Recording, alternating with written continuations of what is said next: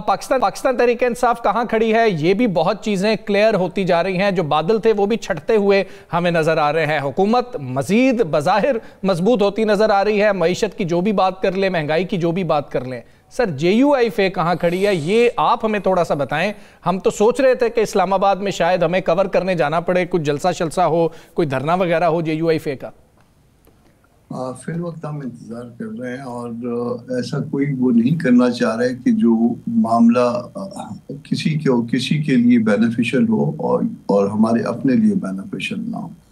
हम एक तो हमारा अपना एक्सपीरियंस है पिछली दफ़ा का, और फिर PTI के साथ भी हमारा एक एक्सपीरियंस मौजूद है 26 अमेंडमेंट पे उनको इंगेज करके और सारी उनके साथ राब्ते, और फिर उसके बाद द मोमेंट जो ना हमने कहा कि हम मजीद नहीं चल सकते, तो उसके बाद जो है मलबा जो है उन्होंने हम पे डालना शुरू कर दिया।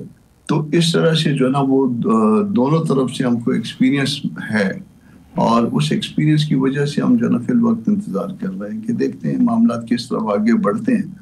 जो हमारी कंटेंशन है वो सामने आ रही है। आपको 27th अमेंडमेंट पे आपने देख लिया, हमने अपोज किया उसको। उसके साथ जो दूसरे कवानीन थे जो इससे मुताल्लिक ही थे किसी न किसी सेंस में, उसमें भी हमने अपोज किया। अपना किरदार हम अदा कर रहे हैं पार्लियामान के अंदर।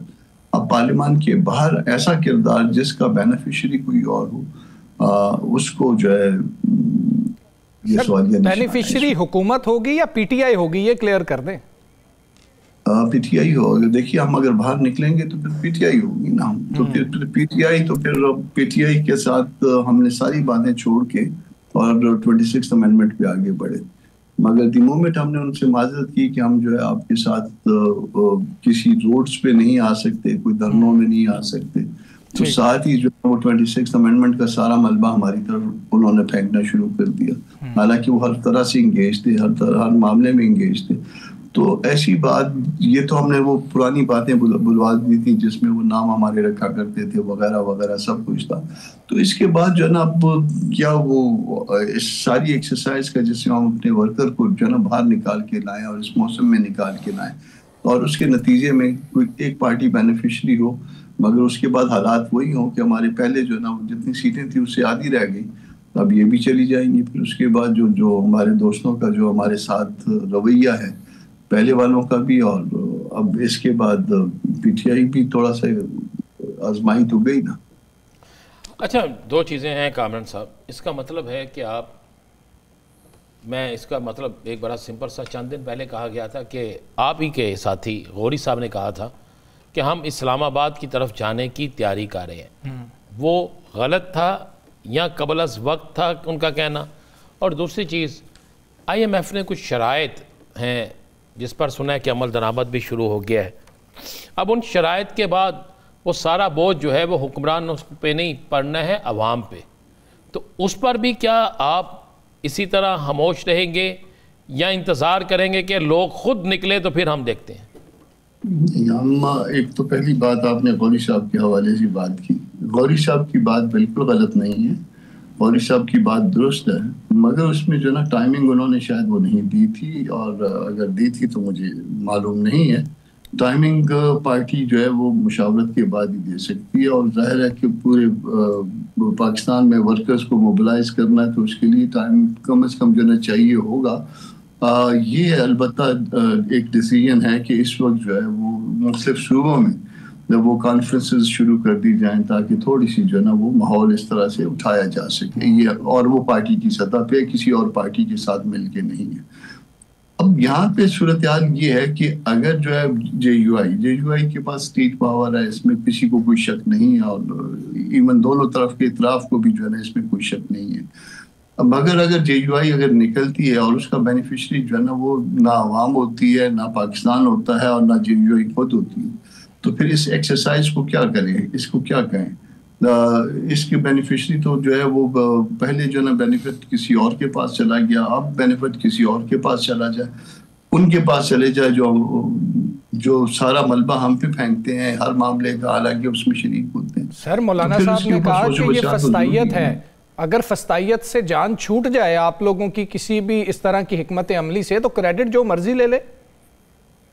नहीं, क्रेडिट तो इस वक्त तो सारे डिस्क्रेडिट हुए हैं ना। क्रेडिट कौन ले रहा है? क्रेडिट क्या गवर्नमेंट को मिल रहा है, हुकूमत को मिल रहा है? क्या जो अब जो इत्तेहाद बना हुआ है वो कोई 4 बंदे भी निकाल के ला पा रहे हैं? तो क्रेडिट किसी के पास भी नहीं इस वक्त। तो इस वक्त जो है ना, इंतजार करो और देखो, ये मेरा ख्याल है बेस्ट पॉलिसी है। साकिब साहब। कामरान साहब, एक लीगल क्वेश्चन है, कानूनी थोड़ा सा पहलू आप बताइएगा। अजम्पशंस की बुनियाद पर ये कर रहे हैं क्योंकि ये एक डिस्कशन चल रही है कि इमरान खान साहब के ख़िलाफ़ भी मिलिट्री ट्रायल 9 मई यानी कि फैज़ और इमरान गठजोड़ की बुनियाद पर हो सकता है, मुमकिन तौर पर। अभी फ़ैसला नहीं आया।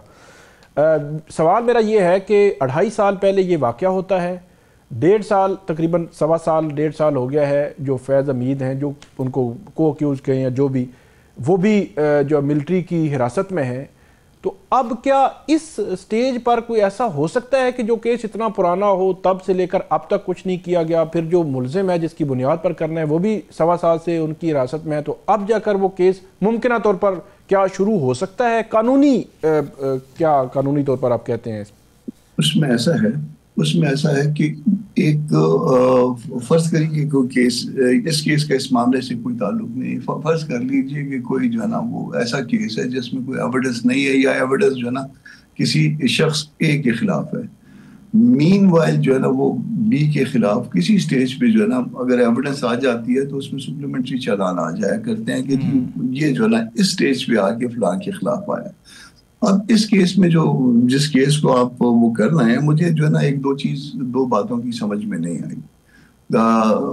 मैं फैज़ हमीद साहब का कभी भी जो है ना उनका ना वो मेरे फेवरेट रहे, ना मैं उनका फेवरेट रहा हूँ, बल्कि शायद नापसंदीदगी वाला मामला भी है।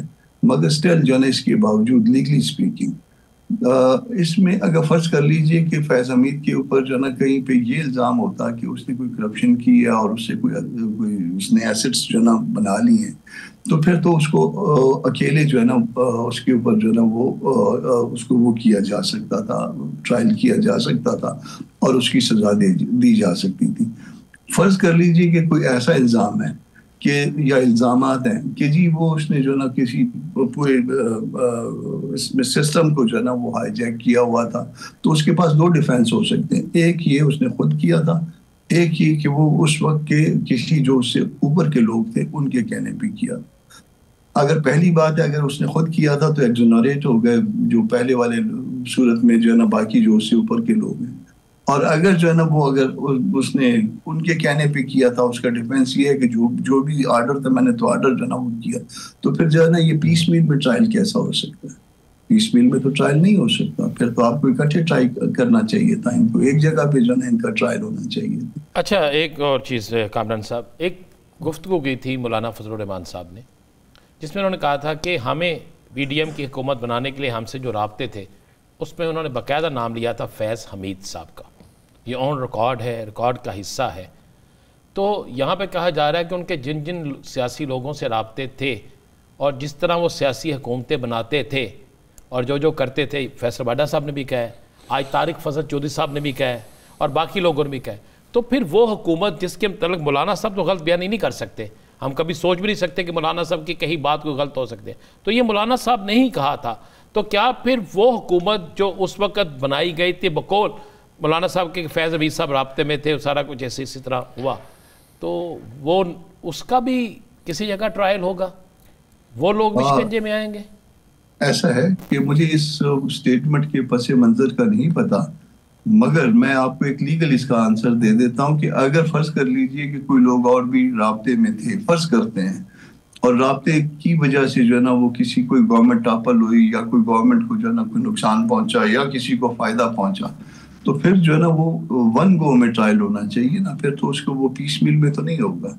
फिर तो आप सारा जो है ना वो मटेरियल इकट्ठा लाएंगे और उसमें कहेंगे कि ये जो है ना ये मामला जो है ना आप इसके साथ मिले हुए थे, इस मामले में इसके साथ मिले हुए थे, ये मामला आपने फलाने के कहने पे किया था। तो ये सब कुछ जो है ना वो इकट्ठा आना चाहिए, ना कि इसको टुकड़ों में लाए और किसी का अलग ट्रायल करें, दूसरे का अलग ट्रायल करें, क्योंकि ये इंटरलिंक है। इस सारा मामला आपस में जो है ना इसका आपस में जो है आपस में कोई अगर इसके जोड़ेंगे तो फिर उससे कोई कहानी बनेगी, नहीं जोड़ेंगे तो फिर कोई कहानी भी नहीं रहेगी।